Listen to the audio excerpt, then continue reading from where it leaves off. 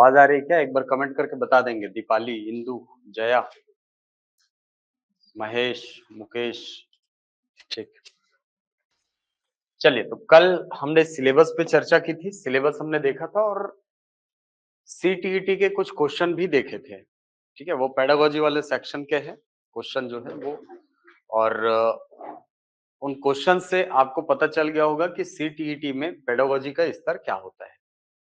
अच्छे स्तर के प्रश्न पूछे जाते हैं तो उसी हिसाब से अपनी तैयारी रखेंगे। रही बात जिनका सीजीटेट क्लियर है, तो आपको मेरे हिसाब से उस लेवल पर जाकर के पढ़ने की जरूरत उतनी नहीं है। आप पढ़ सकते हैं, कोई दिक्कत नहीं है, लेकिन मेरे हिसाब से जो सीटीईटी की तैयारी कर रहे हैं उनको पेडागोजी वाले सेक्शन में ज्यादा मेहनत करने की जरूरत है, क्योंकि हर सारे हिस्सों में पेडागोजी है आपके, है कि नहीं। मैथ्स में 15 नंबर सीधा पेडागोजी है, हिंदी में सीधा 15 नंबर, क्योंकि 30 नंबर का यदि आ रहा है तो वो 15-15 में डिवाइड रहता है। 15 नंबर आपका जो व्याकरणिक पोर्शन है वहां से आता है और 15 नंबर पेडागोजी से आता है। ठीक है, चलिए आज हम लोग एक टॉपिक शुरू करेंगे जो भाषा का सबसे पहला टॉपिक होता है। मैथ्स में हटा दिए हैं, हाँ इसमें से हटाए हैं, है ना। सीटेट में तो है क्या? सीटेट में है जहां तक। मुकेश। हम्म, मैं सीटेट की ही बात कर रहा हूँ भाई, उसमें 15-15 नंबर में डिवाइड रहता है। ठीक है, चल। हाँ, तो आज हम लोग एक नया टॉपिक शुरू करेंगे, पहला टॉपिक हमारा। लेकिन उसके पहले मैं आप सबको रूपरेखा बता देता हूँ कि कैसे मैं आपको पहली क्लास से, यानी हिंदी का जो बेसिक है वहां से लेकर के आपको धीरे धीरे धीरे धीरे करके लेके चलूंगा सीधा पेडागोजी की तरफ। ठीक है, मतलब शुरुआत में हम पूरा व्याकरणिक पोर्शन खत्म करेंगे, उसके बाद फिर लास्ट के दिनों में हम कोशिश करेंगे कि पेडागोजी जो है उसको खत्म किया जाए। तो सबसे पहले हम लोग शुरू करेंगे, सबसे पहला टॉपिक भाषा बोध। शिक्षक भर्ती परीक्षा में यहाँ से क्वेश्चन आते हैं। सीजी व्यापम की यदि मैं बात करूं तो इस टॉपिक से आपको एक क्वेश्चन लगभग हर एग्जाम में देखने को मिल जाएगा। ठीक है, आप पिछले एग्जाम में देखे होंगे, वो सीक्वेंस पूछा था, संस्कृत, पाली, प्राकृत, वो देखा होगा आपने, है ना। वो आता है क्वेश्चन। ठीक है, भाषा बोध के बाद जो अगला टॉपिक मैं आपको पढ़ाऊंगा वो वर्णमाला होगी। वर्णमाला जब आप पढ़ेंगे, जब मैं पढ़ाऊंगा वर्णमाला, तो शुरुआत में तो मेरी कोशिश ये होगी कि आपको वर्णमाला के सारे वर्ण याद हो जाएं। ठीक है, जो 52 वर्ण, जो 52 प्रकार की ध्वनियां हमने अपनी वर्णमाला में शामिल किया, उन 52 वर्णों को मैं याद कराऊंगा।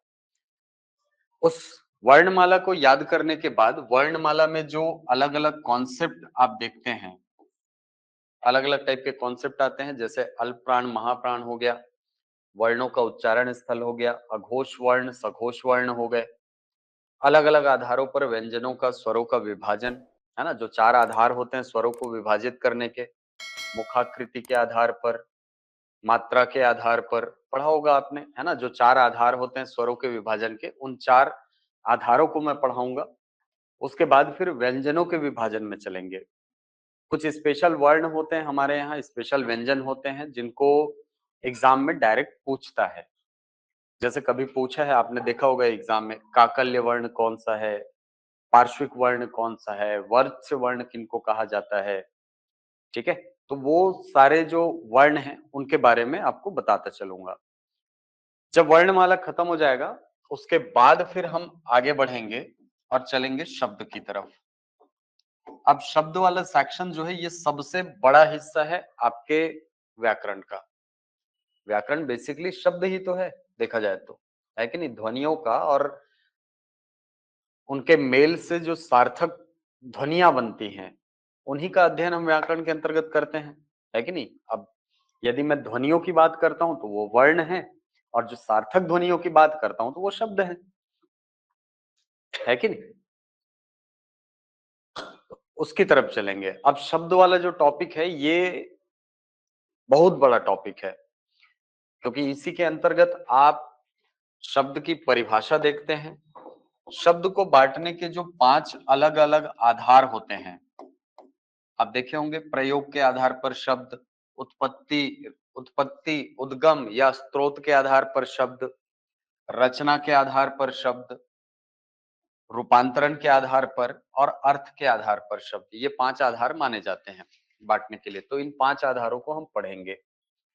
ये 5 आधार जब आप पढ़ लेंगे तब आप बढ़ेंगे शब्द रचना की तरफ। अब जब आप शब्द रचना की बात करते हैं तो यहाँ पर बेसिकली 4 टॉपिक आते हैं। ये 4 टॉपिक कौन से हैं सर? एक टॉपिक आएगा आपका संधि, संधि और संधि विच्छेद करना भी इसी के दौरान सिखाऊंगा। फिर आएगा एक टॉपिक समास, फिर आएगा आपका उपसर्ग और फिर आएगा आपका टॉपिक प्रत्यय। ये 4 टॉपिक जो हैं ये शब्द रचना के अंतर्गत आते हैं।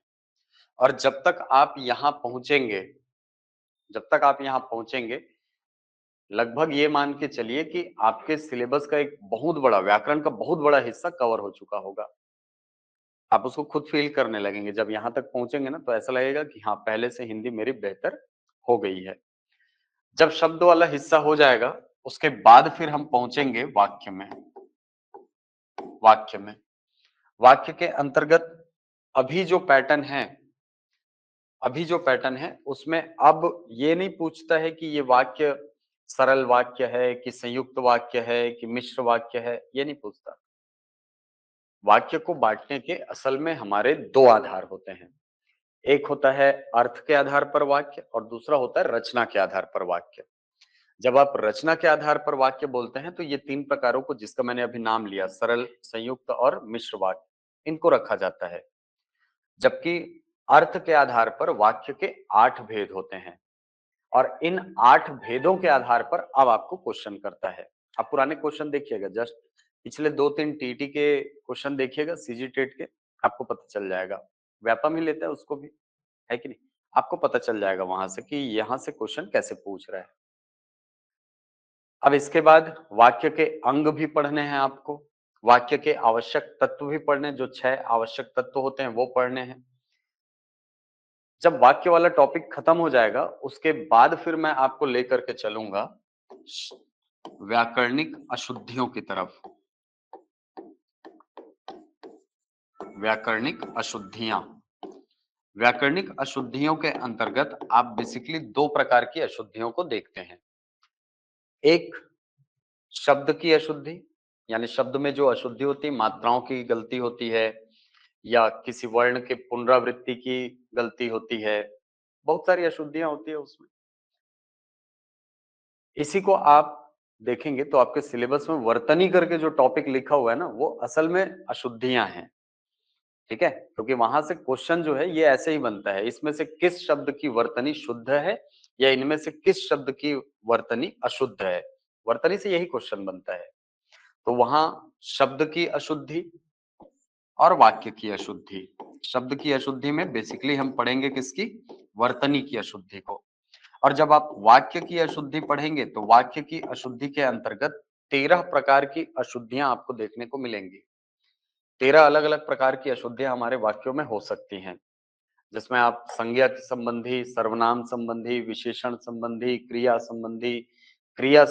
क्रिया विशेषण संबंधी अशुद्धि, इसके अलावा विराम चिन्हों की त्रुटि होती है, लिंग संबंधी अशुद्धि, वचन संबंधी अशुद्धि, अन्विति या अन्वय संबंधी अशुद्धि, पदक्रम का दोष, अधिक पदत्व का दोष, ये अनेक प्रकार की अशुद्धियां हमारे यहाँ वाक्यों में हो सकती है। तो इनको हमको देखना है और ये देखना है कि इसके क्वेश्चन कैसे बनते हैं।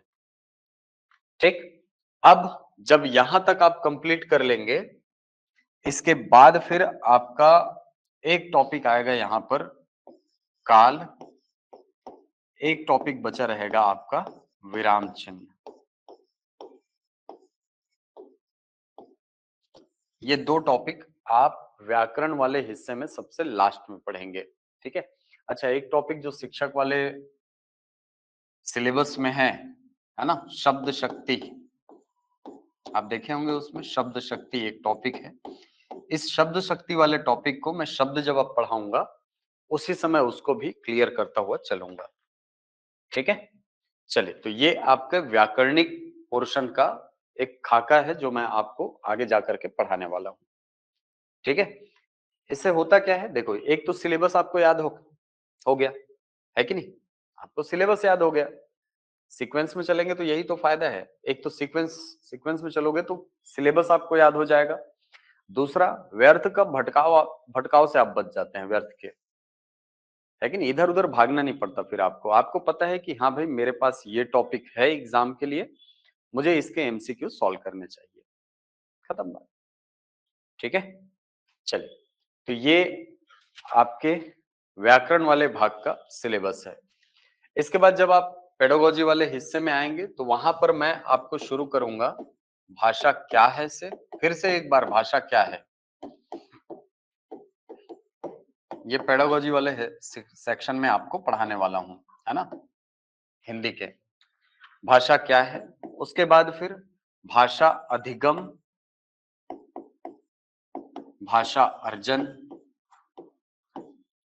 ये दोनों क्या हैं, इन दोनों में अंतर क्या होता है, बच्चों के मानसिक विकास में या और भाषाई विकास में इन दोनों की क्या भूमिका होती है, एक शिक्षक के रूप में आप कैसे उसको बेहतर कर सकते हैं, ये सारी चीजें हम आगे जाकर के देखेंगे। इसके बाद जब आप आगे बढ़ेंगे तो भाषा विकास के चरण देखेंगे, बच्चों में भाषाई विकास का जो चरण होता है उसको आप देखेंगे। इसमें आएगा आपका संज्ञानात्मक विकास जो है, पियाजे का सिद्धांत पढ़ते हैं आप, है ना, उस सिद्धांत को लेकर के हम आगे बढ़ेंगे, क्योंकि उन्होंने जो 4 अलग-अलग चरण बताए हैं, पढ़े हो ना, मोटरी सेंसर्स के आधार पर, मोटर सेंसर्स के आधार पर, उनको लेकर के हम आगे बढ़ेंगे। इसके बाद जब भाषाई विकास का चरण हो जाएगा, आपका कंप्लीट हो जाएगा, उसके बाद फिर हम लोग पहुंचेंगे वो जो आपका सुबोपाली वाला टॉपिक है ना, सुनना, बोलना, पढ़ना, लिखना, इस टॉपिक पे। इस टॉपिक पर जब आप पहुंचेंगे तो वहां पर आपको मिलेगा कि अलग-अलग सेक्शन जो है ना, यानी सुनना कितना महत्वपूर्ण है, क्या-क्या पठन सामग्री होना चाहिए, कैसे एक शिक्षक के रूप में आपकी भूमिका हो सकती है बच्चों के भाषाई विकास में। बोलना के लिए अंतर्गत भी ये सारी चीजें पढ़ेंगे। दृश्य श्रव्य सामग्रियों के अंतर्गत कौन आता है, कौन केवल श्रव्य सामग्रियों के अंतर्गत आता है, ये सारी चीजें वैसे तो आप देख के बता सकते हो। ऑप्शन काटने यदि आपको आता है तो आप इस प्रकार के क्वेश्चन को आसानी से सॉल्व कर सकते हैं, लेकिन फिर भी अब सिलेबस में है तो मुझे तो पढ़ाना पड़ेगा ना। ठीक है, हाँ, तो मैं पढ़ाऊंगा उसको।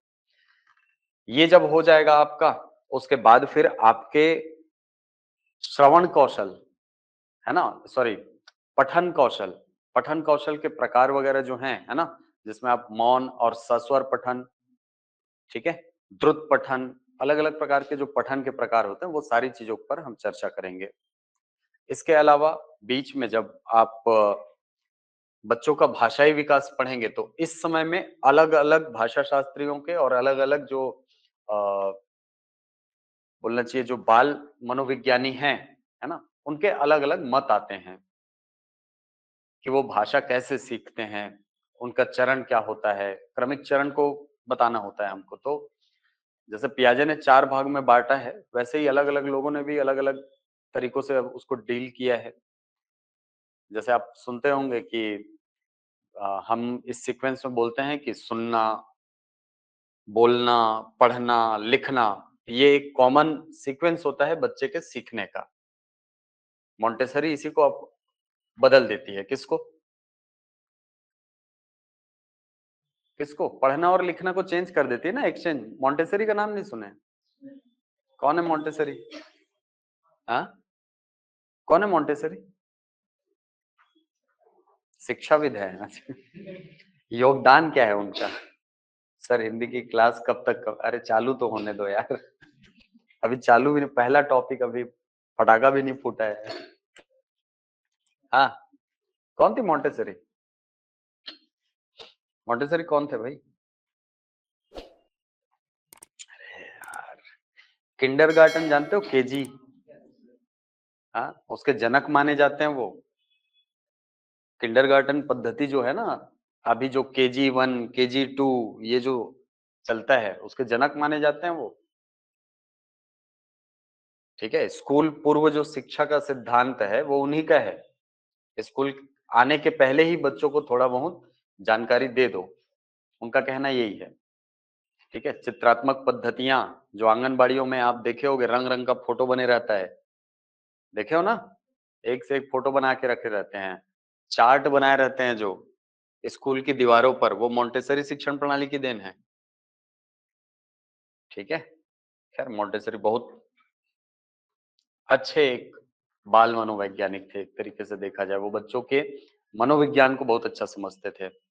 चित्रात्मक लिपि, या ऐसा कहा जाए कि जो आप चित्रों को दिखा दिखा करके बच्चों को पढ़ाते हैं, है ना, वो पद्धति का सबसे ज्यादा प्रयोग उन्होंने किया है मोंटेसरी में, सबसे ज्यादा प्रयोग। और इसीलिए आप KG1 KG2 के बच्चों को देखिएगा, वो चित्र देख करके सारी चीजें बताते हैं, ये एप्पल है, ये फलाना है, ये ढमकाना है, बच्चे लोग ऐसा बताते हैं, है ना। तो ये जो पिक्टोग्राफी है, पिक्टोग्राफी बोला जाता है इसको बेसिकली, है ना, जिसमें आप चित्र देखते हैं और चित्र देख करके फिर उसके बारे में बताते हैं। ये जो पिक्टोग्राफी का सिद्धांत है बच्चों के लिए, वो मॉन्टेसरी की देन है। ठीक है, चल अब आगे बढ़ते हैं। हाँ, मरियम मॉन्टेसरी, यस।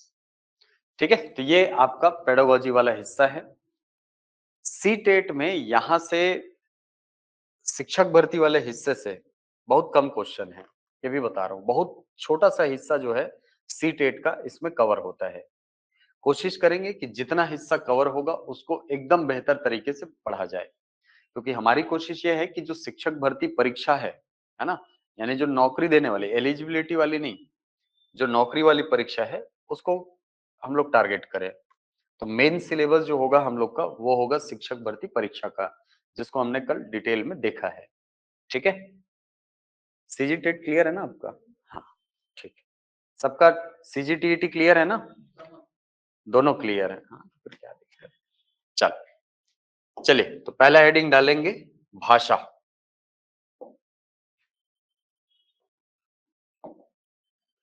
भाषा बोध पहला टॉपिक डालेंगे।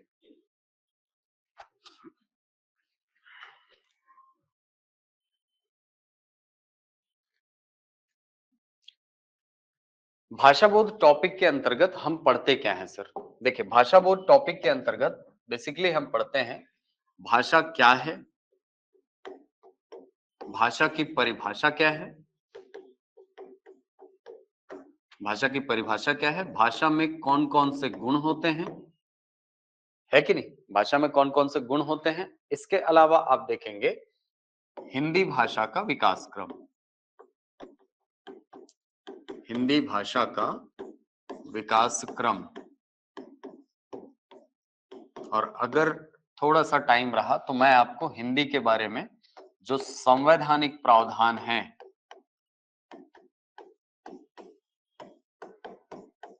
संवैधानिक प्रावधान है, उसके बारे में भी बिल्कुल डील करूंगा। ठीक है, संवैधानिक प्रावधान यानी हमारे कॉन्स्टिट्यूशन में जो प्रोविजंस हैं लैंग्वेज के लिए, उस पर हम चर्चा करेंगे।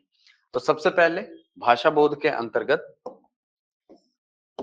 भाषा क्या है? क्या है भाषा? अरे क्या है भाषा? संप्रेषण का माध्यम है, भावाभिव्यक्ति का माध्यम है ना। भाषा अभिव्यक्ति का माध्यम है। किस चीज को अभिव्यक्त करता है सर? ये मन में उत्पन्न होने वाले भावों को अभिव्यक्त करता है।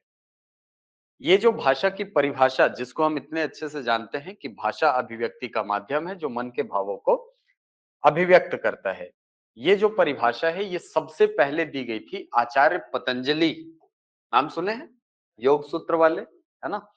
आचार्य पतंजलि की पुस्तक महाभाष्य में, महाभाष्य में आचार्य पतंजलि भाषा को परिभाषित करते हुए कहते हैं, भाषम व्यक्तायाम वाची भावम मनेन उपजन्ते, भावम मनेन उपजन्ते, ये परिभाषा दी गई है आचार्य पतंजलि के द्वारा। ठीक है, असल में पूरी दुनिया में यदि देखा जाए तो पूरे विश्व में व्याकरण की जो सबसे पुरानी किताब मानी जाती है वो मानी जाती है आचार्य पाणिनि द्वारा रचित अष्टाध्यायी, नाम सुने हैं? अष्टाध्यायी जो है ये सबसे पुरानी किताब मानी जाती है व्याकरण की।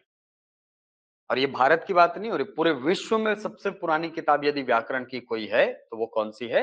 अष्टाध्यायी है। आचार्य पाणिनि जो है ये इसके रचनाकार हैं। ठीक है, इसीलिए पूरे विश्व का पहला वैयाकरण या पहला व्याकरण का रचनाकार यदि किसी को माना जाता है तो वो आचार्य पाणिनि को माना जाता है। ये जो आचार्य पाणिनि की अष्टाध्यायी थी, ये पढ़ने में थोड़ा सा कठिन था ये। तो इस पर भाष्य लिखने का काम किया था आचार्य पतंजलि ने। आचार्य पतंजलि ने अष्टाध्यायी पर टीका लिखा। टीका समझते हैं?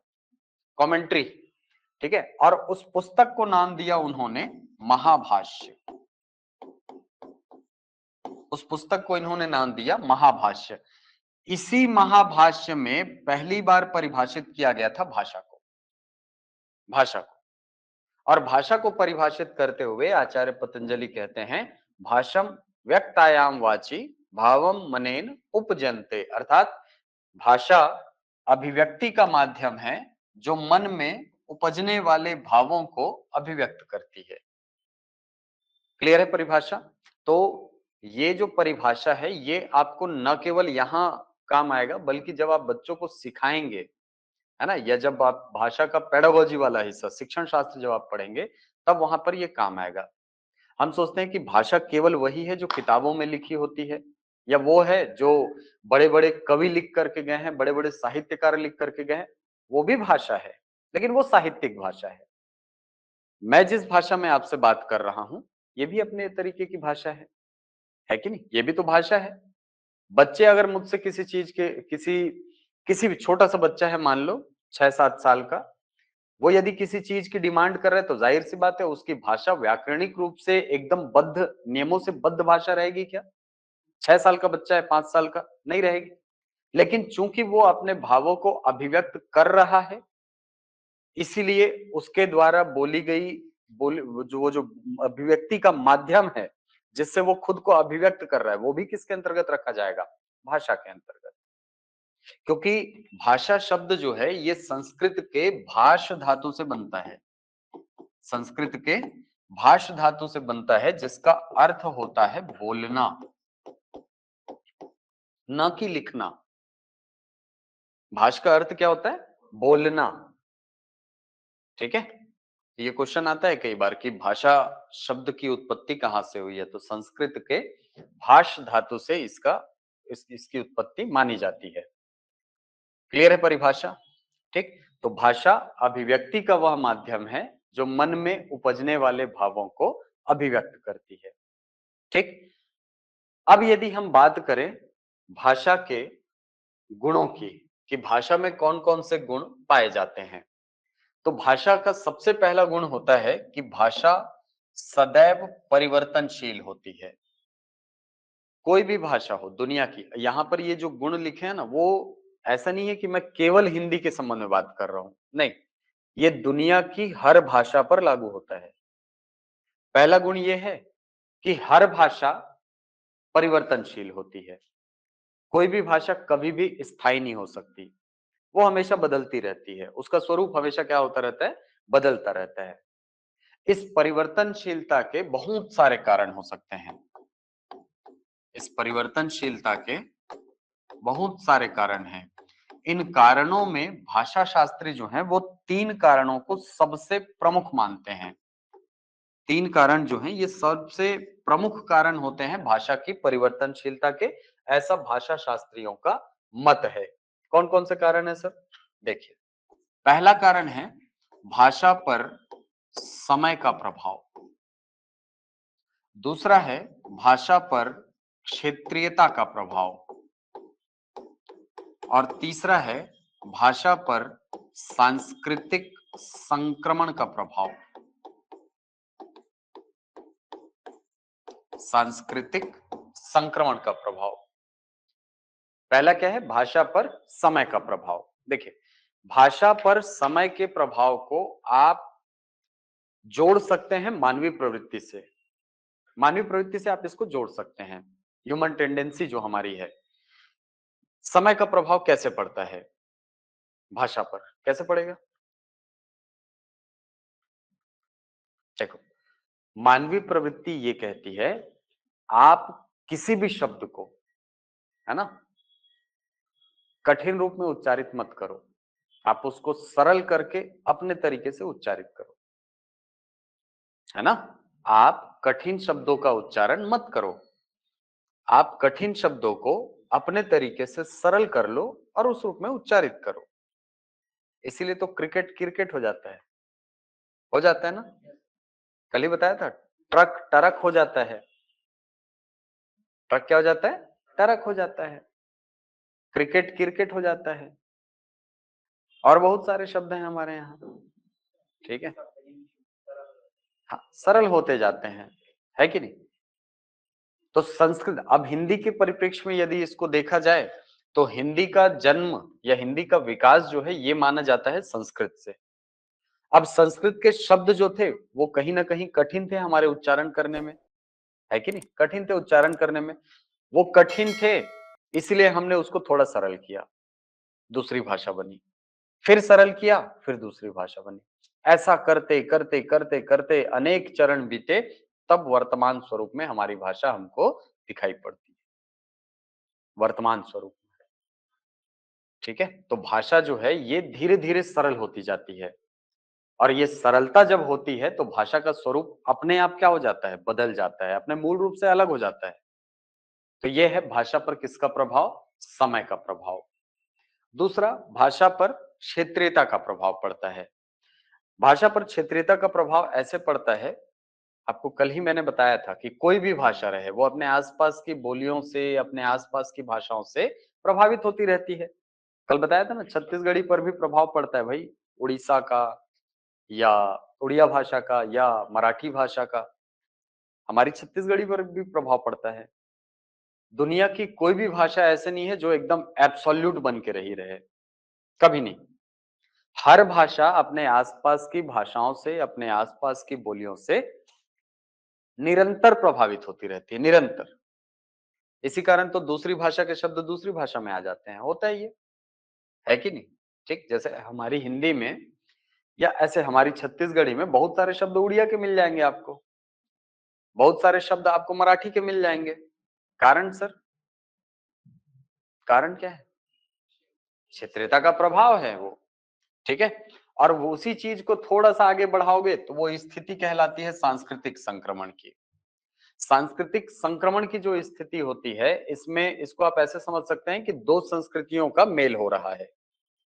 दो संस्कृतियों का जब मेल होता है तो एक संस्कृति से कुछ चीजें निकल करके दूसरी संस्कृति में, और दूसरी संस्कृति से कुछ चीजें निकल करके पहली संस्कृति में आ जाती है।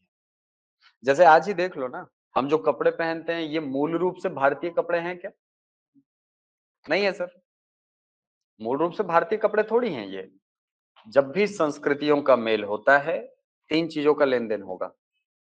पहली चीज, रीति रिवाजों का या संस्कृति का परिवर्तन होगा। दूसरा चीज, साहित्यों का लेन देन होता है, और तीसरी चीज, शब्दों का लेन देन होता है। ये तीन चीजों का लेन देन हमेशा होगा। रीति रिवाजों का कैसे लेन देन होगा सर? जैसे हमारे यहाँ क्रिसमस पहले नहीं मनाया जाता था, जब यूरोपीय शक्तियां हमारे यहाँ आई तब हमने क्रिसमस मनाना शुरू किया है, लेकिन आज देखो कितने उल्लास से मनाते हैं, है कि नहीं? न्यू ईयर हमारे यहाँ पहले कहाँ मनाया जाता रहा होगा, लेकिन अंग्रेज आए, उन्होंने यहाँ पर सत्ता डाली, यहाँ पर अंग्रेजी कैलेंडर चालू किया, और उसके बाद से फिर हम नया वर्ष कब से मनाने लग गए? 1 जनवरी से मनाने लग गए। है संस्कृतियों के कारण आया ना हमारे पास, वो मूल रूप से हमारा नहीं है वो यूरोप का, लेकिन आज हम उसको मनाते हैं। तो ये रीति रिवाजों का लेन देन है। दूसरी चीज, साहित्यों का लेन देन होता है। एक भाषा के जो साहित्य है वो निकल करके दूसरी भाषा में चले जाते हैं, और दूसरी भाषा के साहित्य पहली भाषा में, होता है ये। और ये जो एक भाषा से दूसरी भाषा में आना जाना जो साहित्यों का चल रहा है, ये होता है अनुवाद के माध्यम से, ट्रांसलेशन के माध्यम से। जैसे अंग्रेज हमारे यहाँ आए, हमारे बहुत सारे साहित्यों को उन्होंने अंग्रेजी में अनुवाद किया, किया ना? क्या हुआ सर उससे? जैसे कालिदास की रचना है अभिज्ञान शाकुंतलम, ये सबसे पहली पुस्तक थी जो कि अंग्रेजी में अनुवाद की गई थी, पहली पुस्तक थी जिसको अंग्रेजी में अंग्रेजों ने अनुवाद किया था, अभिज्ञान शाकुंतलम। मूल रूप से अभिज्ञान शाकुंतलम जो है वो कौन सी भाषा का साहित्य है? संस्कृत का, यहाँ का साहित्य है। ट्रांसलेशन के बाद वहां पहुंच गया, वही चीज वहां पहुंच गया ना। हाँ, आज आपको अंग्रेजी नहीं भी आती तो भी हैरी पॉटर के उपन्यास पढ़ सकते हो, अनुवाद वाला, है कि नहीं? पढ़ सकते हैं ना। आप टॉल्स्टॉय को पढ़ सकते हैं, रूसो को पढ़ सकते हैं, वॉल्डेयर को पढ़ सकते हैं, ओ हेनरी को पढ़ सकते हैं। क्यों पढ़ सकते हैं सर? क्योंकि आपके पास उसके अनुदित ग्रंथ हैं, अनुवाद किए हुए ग्रंथ हैं आपके पास, है कि नहीं? तो साहित्यों का लेन देन जो होता है वो बेसिकली होता है किसके द्वारा? अनुवाद के द्वारा। एक भाषा के साहित्य निकल करके दूसरी भाषा में चले जाते हैं और दूसरी भाषा के साहित्य निकल करके पहली भाषा में आ जाते हैं। और तीसरी चीज है इसमें शब्दों का लेन देन। जब भी दो संस्कृतियां आपस में मिलती हैं, या यूं कहा जाए दो भाषाएं आपस में मिलती हैं, तो एक भाषा के जो शब्द हैं वो निकलकर दूसरे शब्द दूसरी भाषा में, और दूसरी भाषा के जो शब्द हैं वो पहली भाषा में आते हैं। और इस तरीके से ये संस्कृतियों में बस जाते हैं कि आप विभेद करना ही नहीं चाहते हैं कि आपका मूल शब्द कौन सा है और विदेशज शब्द कौन सा है। विदेशज शब्द कहा जाता है इनको, ठीक है। जैसे आज हमारी भाषा को ही ले लो, आज हम जाने अनजाने में न जाने कितने अंग्रेजी के, अरबी के, फारसी के, तुर्की के, अलग अलग भाषाओं के शब्दों को हम उच्चारण करते हैं। हमको पता भी नहीं होता है कि हम, अरे भाई ये तो दूसरी भाषा का शब्द है, लेकिन हम उच्चारण करते हैं। अभी वर्ल्ड कप हुआ ना, वर्ल्ड कप, वर्ल्ड भी अंग्रेजी, कप भी अंग्रेजी, है नहीं? वर्ल्ड कप 23 हुआ है सर, तो 20 भी अंग्रेजी, 3 भी अंग्रेजी, है कि नहीं? कौन सा खेल था सर? क्रिकेट खेल था सर, अंग्रेजी है। सुबह हमारे यहाँ देखो, सुबह सो के उठोगे तब से चालू हो जाएगा आपका विदेशज शब्द। बिस्तर से उठे, बिस्तर शब्द ही फारसी भाषा का शब्द है नहीं? उठे, सबसे पहले सर चाय, है ना, मम्मी चाय, चाय चीनी भाषा का शब्द है, ये आपकी भाषा का थोड़ी, ये तो चीनी भाषा का शब्द है। भारत में सबसे ज्यादा लोकप्रिय खेल क्रिकेट, अंग्रेजी का शब्द। भारत में खाई जाने वाली, सबसे ज्यादा खाई जाने वाली सब्जी आलू, पुर्तगाली भाषा का शब्द। अलग अलग भाषाओं के शब्द हैं, गोभी पुर्तगाली भाषा का शब्द है। तो विदेशज भाषाएं हमारी संस्कृति में इस तरीके से रच बस जाती हैं कि हम उनका हिंदी अनुवाद करना भी नहीं चाहते हैं। क्यों नहीं करना चाहते? बोलने में आसान है। आलू बोलने में कितना मेहनत, चाय बोलने में कितना मेहनत, नहीं है मेहनत। और जो शब्द हमको लगता है कठिन है तो अपने तरीके से सरल कर लेते हैं, क्रिकेट कर लेते हैं ना, ठीक है। क्योंकि भाषा जो है ये सरल होती जाती है, ये स्वाभाविक गुण है भाषा का, ठीक है। तो चूंकि भाषा पर समय का प्रभाव निरंतर पड़ता है, क्षेत्रीयता का प्रभाव पड़ता है, सांस्कृतिक संक्रमण के कारण भाषा अपना स्वरूप बदलती रहती है, इसीलिए भाषा का स्वरूप कभी भी स्थायी नहीं हो पाता। और भाषा में कौन सा गुण आ जाता है? परिवर्तनशीलता का। क्लियर है क्यों परिवर्तनशील होती है भाषा? अब दूसरा गुण, भाषा पर क्षेत्रीयता का प्रभाव पड़ता है। पड़ता है, आप अलग अलग एक ही भाषा को देखो ना, एक ही भाषा, एक ही शब्द अलग अलग क्षेत्रों में अलग अलग रूपों में बोली जाती है, बोली जाती है कि नहीं? हमारे यहाँ मछली, महाराष्ट्र में जाओ मच्छी हो जाएगा, है कि नहीं? हाँ, बंगाल जाओगे तो माछर हो जाता है, वही है, तो वही चीज ना, शब्द भी वही है, बदल गया लेकिन, ठीक है। हाँ, तो क्षेत्रीयता का प्रभाव अलग अलग रूपों में आपको अलग अलग दिखाई पड़ता है। अगला है, भाषा में यादृच्छिकता का गुण होता है। यादृच्छिकता को अंग्रेजी में बोला जाता है रैंडमनेस। और किसी भी भाषा में यादृच्छिकता को आप दो रूपों में देख सकते हैं। दो अलग अलग प्रकार की यादृच्छिकताएं हैं जो कि दुनिया की हर भाषा में होती है, हर भाषा में। पहले प्रकार की यादृच्छिकता क्या होगी सर? दुनिया में हर भाषा में हर वस्तु का एक नाम होता है। दुनिया की हर भाषा में हर वस्तु का एक नाम होना ये यादृच्छिकता है। और अगर नहीं है तो दूसरी भाषा से उधार ले लेते हैं ना। ठीक है, होता है बहुत सारे शब्द जो दूसरी भाषाओं से हमारे यहाँ आ जाते हैं, दूसरी भाषाओं से हम उधार ले लेते हैं। क्यों? क्योंकि हमारी भाषा में उसके लिए शब्द ही नहीं है, उस वस्तु के लिए। पान के लिए शब्द ही नहीं था, ले लिया हमने, है कि नहीं? चलो, तो दुनिया की हर भाषा में हर वस्तु का एक नाम होना, ये क्या है? यादृच्छिकता है। दूसरा, नामकरण के पीछे किसी भी प्रकार का कोई तर्क नहीं लगाया जाता है। रैंडम रख देते हैं नाम, बस नाम रख दिया ऐसा। कौवा को कौवा क्यों बोलते हैं? कोई कारण नहीं। कोई कारण है? कुर्सी को कुर्सी ही क्यों बोलते हैं? कोई कारण है? कोई कारण नहीं। छत को छत क्यों बोलते हैं? कोई कारण नहीं। कलम को कलम ही क्यों बोलते हैं? कोई कारण नहीं। क्रिकेट खेलते हैं ना, क्रिकेट को क्रिकेट ही क्यों बोला गया? कोई कारण नहीं। बैट को बैट ही क्यों बोलते हैं? बॉल को बॉल ही क्यों बोलते हैं? कोई कारण नहीं होता। तो नामकरण के पीछे तर्क का अभाव होना, ये अपने आप में एक यादृच्छिकता है। तो दुनिया की हर भाषा में ये यादृच्छिकता आपको दिखाई पड़ेगी। इसको बोला जाता है रैंडमनेस। अंग्रेजी में इसको बोलते हैं रैंडमनेस। ठीक। अगला, हर भाषा का अपना एक निश्चित ध्वनि चिन्ह होता है, जिसको आप बोलते हैं लिपि। बोलते हैं ना लिपि। हर भाषा की होती है एक लिपि। हर भाषा की एक लिपि होती है ना। जैसे हिंदी लिखी जाती है कौन सी लिपि में? देवनागरी में लिखी होती है। अंग्रेजी लिखी जाती है रोमन में, है कि नहीं? अलग अलग भाषाएं अलग अलग लिपियों में लिखी जाती हैं।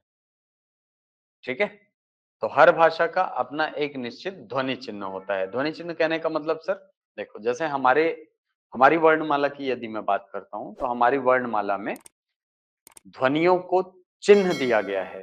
क बोलेंगे तो उसको ऐसा लिखेंगे, ख बोलेंगे तो ये ऐसा हो जाएगा, ग बोलेंगे तो ये ऐसा चिन्ह से दिखाएंगे आप, घ बोलोगे तो इसको ऐसा दिखाया जाएगा, है कि नहीं? अब आपने चिन्ह दे दिया। अब कहीं भी रहो आप, पूरी दुनिया में कहीं भी रहो, अंतरिक्ष में चला जाओ, अगर आपको अंतरिक्ष में ये लिखा हुआ दिखा, तो आप नहीं भी पढ़ना चाहोगे तो कमल आपके दिमाग में चल जाएगा। चल जाता है ना? ठीक है, आप मन नहीं पढ़ना चाहते इसको, फिर भी आप पढ़ोगे। ठीक है, ये क्या है? ये ध्वनि चिन्ह है, क्योंकि आपने चिन्ह को देख लिया और आपका दिमाग उसको देखते ही प्रोसेस कर लेता है। ठीक है, तो दुनिया की हर भाषा का अपना एक निश्चित ध्वनि चिन्ह होता है। आपको पूछो ना इसमें ये क्या लिखा है, क, आप बता देंगे ये अलग प्रकार का ध्वनि चिन्ह है अपना। ये क्या लिखा है सर? म, ये अपने प्रकार का अलग प्रकार का ध्वनि चिन्ह। ये क्या है? ल, ये अलग प्रकार का ध्वनि चिन्ह है। सब अलग अलग प्रकार के ध्वनि चिन्ह है। तो ध्वनि चिन्ह हर भाषा का अपना एक निश्चित ध्वनि चिन्ह होता है, जिसको आप क्या बोलते हैं? लिपि कहते हैं। ठीक है, चल अब हिंदी का विकास क्रम, आपका अगला टॉपिक। भाषा का गुण पर्याप्त है यहां तक। ठीक है, अच्छा भाषा के प्रकार कितने होते हैं सर? कितने प्रकार की होती है भाषाएं? अरे भाषा, भाषा का मतलब ये मत सोचो अंग्रेजी, है ना, पुर्तगाली, चीनी। हाँ हाँ हाँ, सांकेतिक भाषा, बहुत बढ़िया। ठीक है, भाषा जो है ये बेसिकली तीन प्रकार की हो सकती है ना। एक को बोला जाता है लिखित भाषा, एक को बोला जाता है मौखिक भाषा, है ना। सबसे पहला वैसे मौखिक भाषा ही होता है, पहला जो है ये मौखिक भाषा है। दूसरी भाषा है लिखित भाषा और तीसरी सांकेतिक भाषा। लेकिन याद रखना, यदि आपको पूछे कि भाषा के कितने प्रकार होते हैं, तो आप केवल दो भाषाओं को ही लेंगे, एक तो मौखिक और दूसरी लिखित। सांकेतिक भाषा का व्याकरण निश्चित नहीं होता है। ठीक है, इसीलिए सांकेतिक भाषा को भाषा के प्रकार के अंतर्गत गिना नहीं जाता है। आपको पूछे तो आप कितना प्रकार लेंगे आंसर में? 2 प्रकार, एक तो मौखिक और दूसरा लिखित। ठीक है, चलो अब आते हैं हिंदी के विकास क्रम में। क्या मतलब हुआ सर हिंदी का विकास क्रम बोलने का? हिंदी के विकास क्रम बोलने का मतलब क्या हुआ? देखो एक चीज ध्यान रखो, दुनिया की कोई ऐसी भाषा नहीं है जो अचानक से एक दिन में पैदा हो जाए, कोई भाषा नहीं है।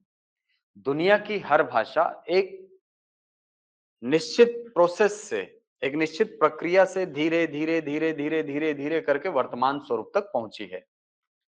हिंदी भी एक भाषा है और हिंदी का विकास जो है ये माना जाता है कहां से? संस्कृत से।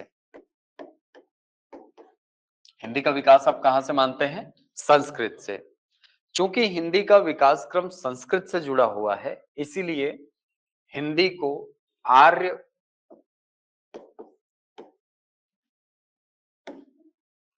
आर्य भाषा परिवार की भाषा माना जाता है। आर्य भाषा परिवार की भाषा माना जाता है। परिवार, आर्य भाषा परिवार की भाषा मानी जाती है हिंदी को। क्यों माना जाता है सर? क्योंकि हिंदी का विकास क्रम किससे जुड़ा है? संस्कृत से। आर्यों की भाषा क्या थी? इसीलिए। ठीक है, अब यदि संस्कृत का आप प्राचीनतम स्वरूप देखें, सबसे पुराना स्वरूप यदि देखें, तो ये आपको दिखाई पड़ता है कहां? वेदों में। वेद जो हैं इनको पूरे विश्व में प्राचीनतम ग्रंथ होने का दर्जा प्राप्त है, पता है आपको? यूनेस्को सुने? यूनेस्को, यूएनएसको। हाँ, यूनेस्को भी इस बात को मानता है कि यदि हमारे पास कोई रिटर्न सबसे पुराना लिटरेचर यदि कोई है तो वो वेद है। ठीक है, तो वेद सबसे पुराने ग्रंथ माने जाते हैं पूरी दुनिया में जो लिखित रूप में है। अब वेदों की जो संस्कृत है उसको कहा जाता है वैदिक संस्कृत, और वैदिक संस्कृति का समय माना जाता है लगभग 1500 ईसा पूर्व के आसपास। 1500 ईसा पूर्व के आसपास जो संस्कृत का स्वरूप था वो कैसा था? वैदिक संस्कृत, है ना, वो वैदिक संस्कृत के रूप में था संस्कृत। अब वैदिक संस्कृत जो थी इसमें आपको दो गुण देखने को मिलेंगे, दो विशेषताएं होती हैं, है ना। वैदिक संस्कृत में दो गुण आपको दिखेंगे। एक तो आपको दिखेगा योगात्मकता का गुण, वैदिक संस्कृत योगात्मक भाषा थी, और दूसरा वैदिक संस्कृत संगीतात्मक भाषा थी। वैदिक संस्कृत एक तो योगात्मक भाषा थी और दूसरी संगीतात्मक भाषा थी। योगात्मक भाषा कहने का मतलब सर,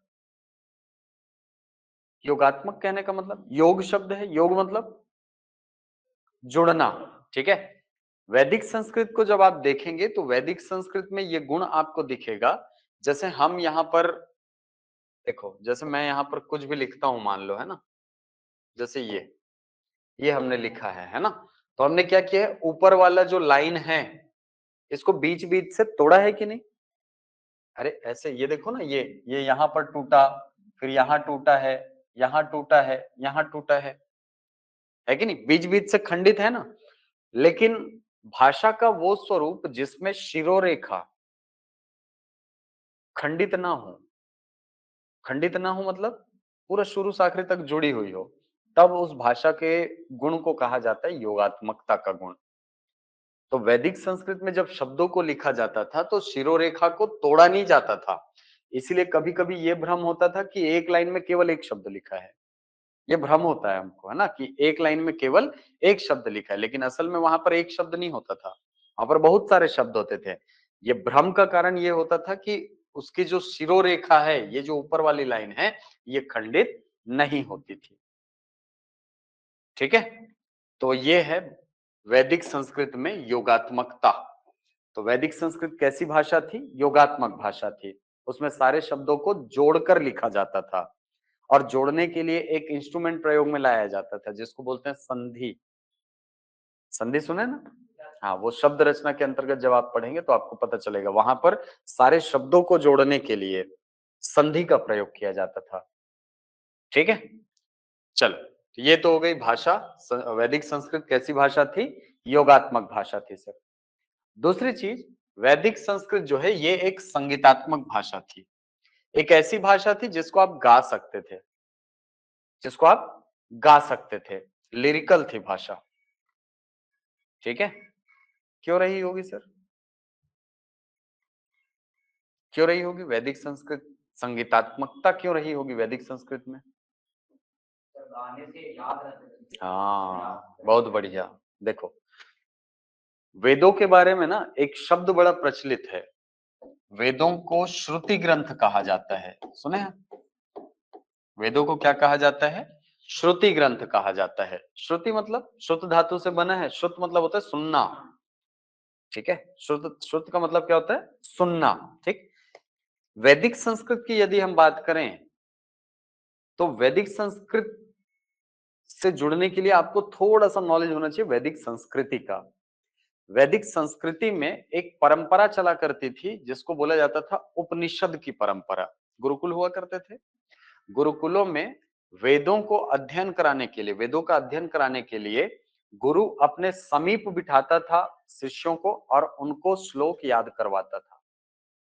वहां पर लिखने की सामग्रियां तो थी नहीं उस समय, है ना, ताड़ के पत्ते पर लिखा जाता था। तो जब वेदों को, अब वेदों को वो सबसे सबसे ऊंचे स्तर का ज्ञान मानते थे। आज भी माना जाता है वेद, है कि नहीं? वेद सबसे ऊंचे स्तर का ज्ञान माना जाता है, और ऐसा नहीं कि हम बोलते हैं। ठीक है, वो तो हमारे लिए है ही पवित्र ग्रंथ। इसके अलावा जो अ, विदेशी स्कॉलर्स हैं, है ना, जो दर्शन शास्त्र पर बहुत ज्यादा काम करते हैं, वो भी इस बात को मानते हैं कि अगर दुनिया में कोई सबसे बड़ी फिलॉसफी अगर बनी है तो वो वेदांत की फिलॉसफी है। और वेदांत आया कहां से है? वेदों से। ठीक है, जिसको आप उपनिषद बोलते हैं ना, वो असल में वेदांत है, वेदों का अंतिम भाग है। ठीक। तो वेदों को बोला जाता था क्या? श्रुति ग्रंथ। अब वेद जो है वो ज्ञान है, उस ज्ञान को एक पीढ़ी से दूसरी पीढ़ी तक हस्तांतरित करना है, एक पीढ़ी से दूसरी पीढ़ी तक पहुंचाना है। तो गुरु अपने शिष्यों को उसको याद करवाता था। याद करो बेटा, चलो। अब आपको मैं बोलूं ना कि चलो एक ठो पैराग्राफ आप एक ठो पढ़ो और 15 मिनट में मुझे याद करके एकदम वर्ड टू वर्ड सुनाना। एक नो मात्रा की गलती होनी चाहिए ना, एक आध शब्द छूटना चाहिए। संभव है? कठिन है। लेकिन यहीं पर मैं अगर आपको एक गाना दे दूं, इसको बोलूं कि चलो आप 5 बार सुनो गाने को, है ना, और एकदम वर्ड टू वर्ड मुझे सुना दो, आप सुना दोगे? आप सुना दोगे गाने को? क्यों सर? लयात्मकता के कारण। लयात्मकता के कारण चीजें आपको याद होती हैं, होती हैं। इसीलिए अनार के आ आम के आ जब पढ़ते थे तो उसको गा गा के बच्चों को सिखाया जाता था, याद है? अनार के आ आम के आ, है नहीं? ऐसा एबीसीडी को भी वैसे ही उसी से सिखाया जाता है, याद होगा।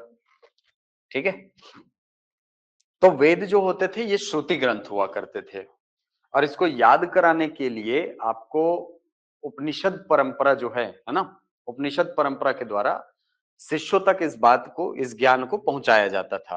और ऐसा नहीं है कि वेद, जैसे अभी आप जाओगे ना गुरुकुल तो आपको डायरेक्ट वेद दे देंगे पढ़ाने के लिए, ऐसा नहीं है। आपको पहले वेदांग पढ़ाया जाता है। 6 वेदांग होते हैं हमारे यहाँ। 6 वेदांगों को पढ़ने के बाद आपको गीता पढ़ाई जाएगी। गीता के बाद ब्रह्म सूत्र पढ़ोगे, और ब्रह्म सूत्र पढ़ने के बाद फिर वेद में आओगे। वो प्रोसेस है वो पढ़ने का। ठीक है, तो इसीलिए उपनिषद, ब्रह्म सूत्र और गीता ये प्रस्थान थे, वो इतिहास का हिस्सा है, आप लोग पढ़ेंगे। ठीक है। ठीक है, कभी अगर बड़े एग्जाम की तैयारी करनी हुई तो यहाँ पर इससे क्वेश्चन आते हैं, ये वनडे एग्जाम में तो नहीं आते खैर। ठीक है, चलो। तो वेद जो हैं इनको शिष्यों को याद कराने के लिए वेदों की भाषा को कैसी रखा गया? संगीतात्मक रखा गया। वेदांग जो होते हैं उसमें 6 वेदांग, जिसमें 3 प्रमुख वेदांग माने जाते हैं। एक तो माना जाता है शिक्षा, एक माना जाता है कल्प, एक माना जाता है निरुक्त, एक माना जाता है छंद, और एक माना जाता है व्याकरण, और एक माना जाता है ज्योतिष। ये 6 वेदांग होते हैं, है ना।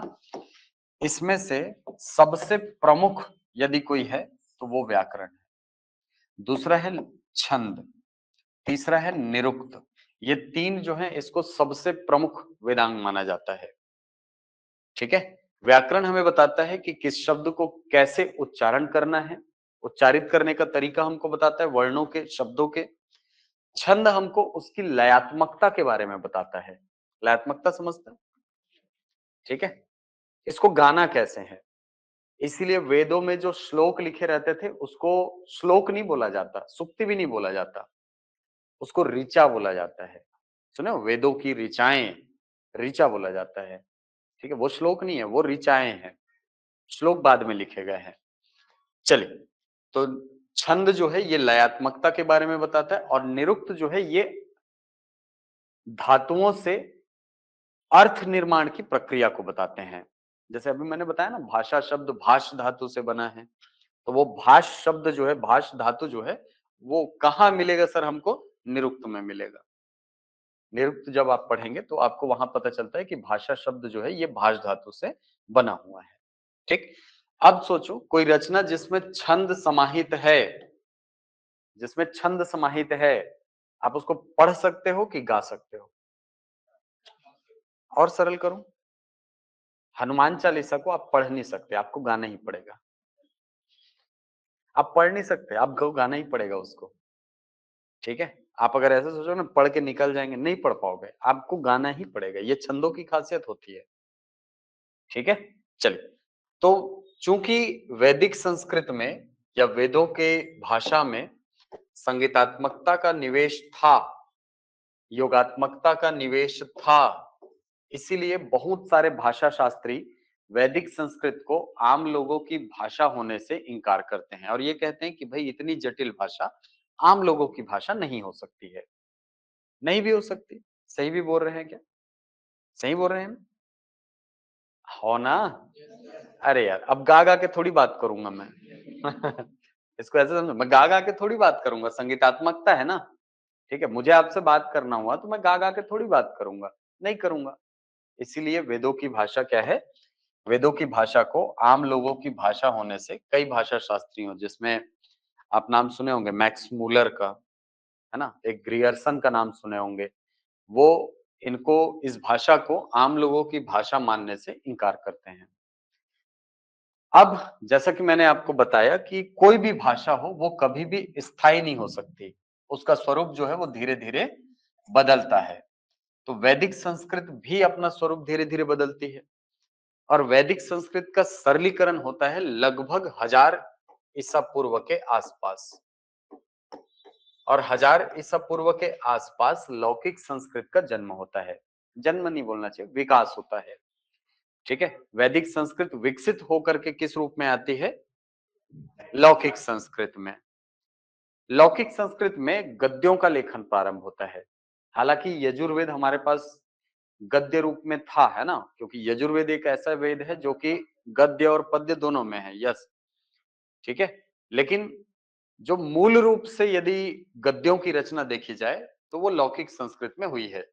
आज जो टेक्स्ट बुक में पढ़ते हैं ना कहानियां, विष्णुगुप्त, पंचतंत्र, विष्णु शर्मा सॉरी, है ना, पढ़ते हैं ना, पंचतंत्र जो कहानियां हैं वो असल में लौकिक संस्कृत की है, वो वैदिक संस्कृत में नहीं है। ठीक?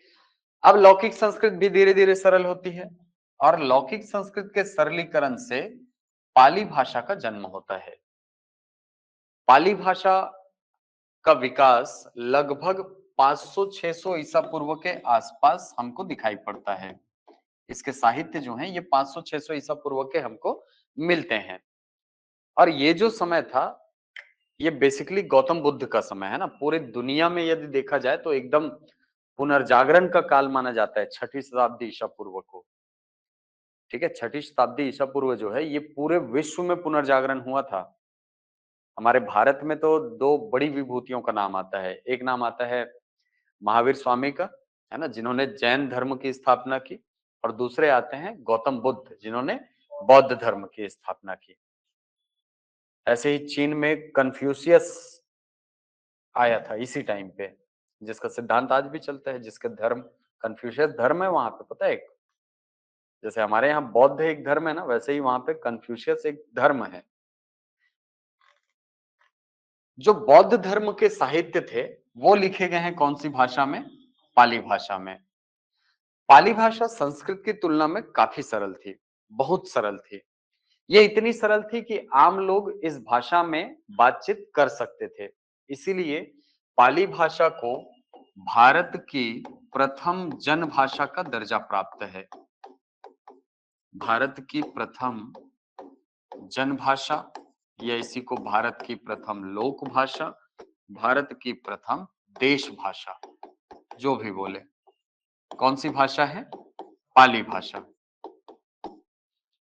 पाली भाषा बहुत आसान थी। ठीक है, आप जो बुद्धम शरणम गच्छामि पढ़ते हैं, है ना, वो बेसिकली पाली भाषा का स्टेटमेंट है। ठीक। अब पाली भाषा भी सरलीकृत होती है और पाली भाषा के सरलीकरण से प्राकृत भाषा विकसित होती है। प्राकृत भाषा, प्राकृत भाषा का विकास लगभग पहली सदी के आसपास माना जाता है। पहली सदी, फर्स्ट सेंचुरी के आसपास, एडी। ठीक है, बीसी तक ये थे, एडी में आ गए अब। पहली सदी के आसपास प्राकृत भाषा जो है ये विकसित होती है। प्राकृत भाषा जो है ये भारत की सीमा में शिलालेखों की प्रथम भाषा बनती है। शिलालेखों की प्रथम भाषा कौन सी भाषा बनी? प्राकृत भाषा। ऐसा क्यों सर? इसके पहले के भी तो शिलालेख हैं हमारे पास, हड़प्पा वगैरह के भी तो हैं, वो तो लगभग 5,500 साल पुराने हैं, 3500 4000 ईसा पूर्व के हैं, लेकिन वो अभी तक पढ़े नहीं गए हैं। ठीक है, पढ़े जा सकने योग्य यदि हमारे पास सबसे प्राचीन शिलालेख किसी के हैं तो वो हैं अशोक के।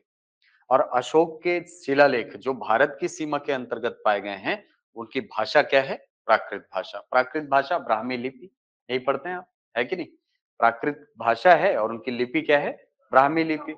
ठीक, चलिए, तो प्राकृत भाषा जो है ये शिलालेखों की प्रथम भाषा बनी। अब प्राकृत भाषा के विकास से, प्राकृत भाषा के विकास से लगभग 10वीं सदी के आसपास अपभ्रंश का जन्म हुआ और इन अपभ्रंशों की संख्या थी 7। तो इसको ऐसा भी कहा जा सकता है कि प्राकृत भाषा 10वीं सदी के आसपास 7 खंडों में विभक्त हो गई। 7 खंडों में। इन 7 खंडों को नाम क्या दिया गया? अपभ्रंश। तो ये क्वेश्चन आता है कि अपभ्रंशों की संख्या या प्राकृत के विखंडन से कितने अपभ्रंश बने? तो अपभ्रंशों की संख्या कितनी है? 7। ये 7 अपभ्रंश कौन से थे? इन 7 अपभ्रंशों का और क्या हुआ जानेंगे अगले एपिसोड में। ठीक है, 6:30 हो गया ना। ठीक है, अभी मैथ्स की क्लास है आपकी। ठीक है, चलिए तो मिलते हैं फिर कल। कठिन तो नहीं लग रही ना हिंदी? ठीक है, सही है।